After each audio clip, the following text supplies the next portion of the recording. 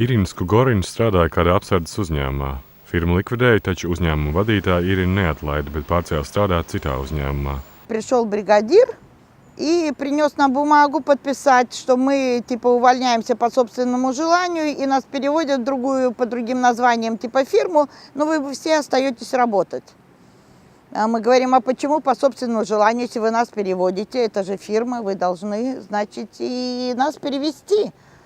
Он сказал, нет, не волнуйтесь. Они так нам сделали, что мы как бы 3 месяца испытательным сроком. Ну, говорит, вы не волнуйтесь, это такое формальное, подписываете такой формальный договор, что вы все остаетесь, это не волнуйтесь, это так, как надо по закону.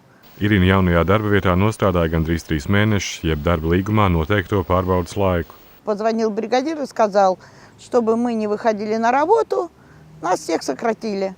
Но это было никакое сокращение, так как на наши места уже были взяты другие люди. Irina jau nākamajā dienā devās uz valsts darba inspekciju, kur viņai paskaidroja, ka ir pārkāptas viņas tiesības.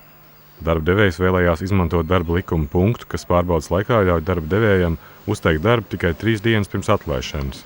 Diemžēl darba devēji šo likuma punktu nereti izmanto ļaunprātīgi. Bieži vien pārbaudas laikā nosaka zemāku atalgojumu, ir vieglāka atlaišanas procedūra un,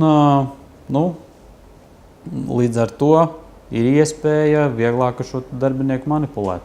Tomēr Irinas darba devējs nebija ņēmis vērā vienu šī punkta niansi. Skugorinas gadījums bija īpašs ar to, ka darba devējs vēlējās viņu atlaist vienkārši piezvanot pa telefonu. Un darba likums paredz, ka darba devējs darba attiecības var izbeigt tikai rakstveidā. Irinas izredzes uzvarēt tiesas prāvā ir lielas. Acīm redzot, to saprat arī darba devējs, jo vispirms vērsās pie viņas ar draudiem. Tad mēģināja rast излигум. Юрист пришел и стал просить, что типа давайте полюбовно разойдемся. А я говорю, как это полюбовно, когда вы мне звонили и угрожали, что вы нашу компашку всю разгоните. Viņas izredzes ir pozitīvs. Jautājums šajā gadījumā būs par darba devēja godaprātu un vēlmi šo strīdu atrisināt.